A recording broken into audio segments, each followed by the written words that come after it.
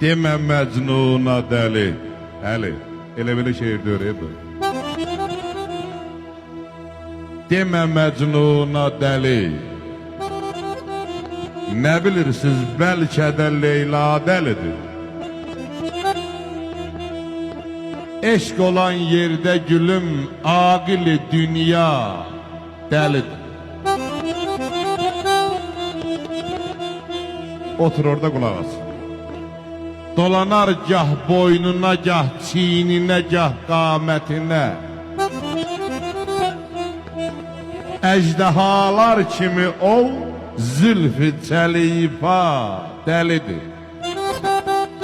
Demə Məcnuna dəli, nə bilirsiniz, bəlkə də Leyla dəlidir.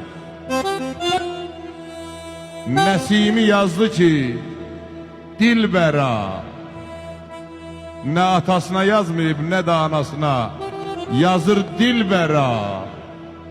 Mən səndən ayrı təndə canı neynərəm?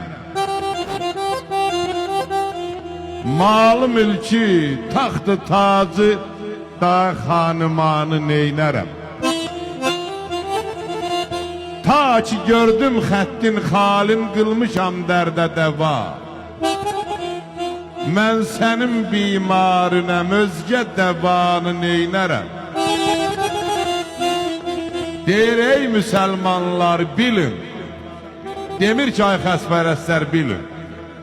Ey müsəlmanlar bilin, yar ilə xoşdur bu cahan, mən ki yardan ayrı düşdüm day bu cahanı neynərəm? Dilbər öldü ey Nəsimi, səbr ilə qılma fəqan, öldür özü. Mən bugün səbr eyləsəm, dəxi fəqanı neynərəm? Dəxi fəqanı neynərəm? Bu sevgiden sen korkursan ey biyar. Ay can ay can. Bana biraz udar ver udar. Bu sevgiden sen korkursan ey biyar. Ben severem ikimizin yeri.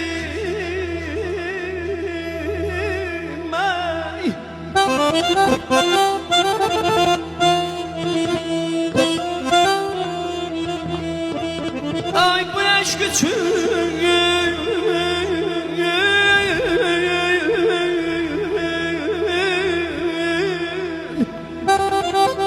ay bu aşk için bir gün nara çaksalar, ben ölerim ikimizin yerine sevireyim.